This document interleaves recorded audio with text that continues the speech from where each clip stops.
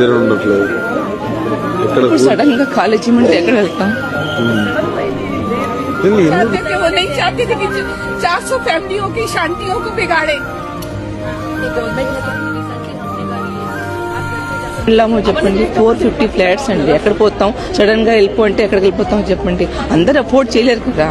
అందరు maximum 90% middle class వాళ్ళు. ఇక్కడ కష్టపడి లోన్ తీసుకొని ఇక్కడ మేము వచ్చామండి. ఈ రోజు కూలగొడుతున్నారు. లోన్ సగం కూడా మాకు తీరలేదు. పిల్లల ఎడ్యుకేషన్ రన్ అవుతుంది. ఇటువంటి పరిస్థితులన్నీ ఉన్న పలంగా మీరు వచ్చి ఖాళీ చేసేసేయండి. ఎటు పోతామండి? గాంధీ గారు చెప్తారండి ప్రజల్ని రోడ్డుకి ఈడ్ చేసి నా విగ్రహం కట్టమని? ఎక్కడైనా చెప్తారా? గాంధీ గారు గవర్నమెంట్ ఉద్యోగులు అనుకోండి, నేను ఈ కేసులో ఉన్నానంటే ఫ్యూచర్ ఏంటి, నా ఫ్యూచర్ ఏంటి అని బాధపడి వాళ్ళు ఒక అడుగు ముందుకు రారు. అదే పల్లెటూరులో రైతులను తీసుకోండి, వెంటనే వస్తారు. ఏదైతే అది కాబట్టి మేము జైలుకు పోతామంటారు.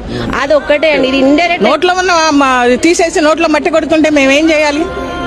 ఏమన్నా అర్థం ఉందా అసలు? ప్రభుత్వాన్ని పాలించే ప్రభుత్వాధికారులు ఇలా చేస్తే ఇంక మేము ఎవరికి చెప్పుకోవాలి?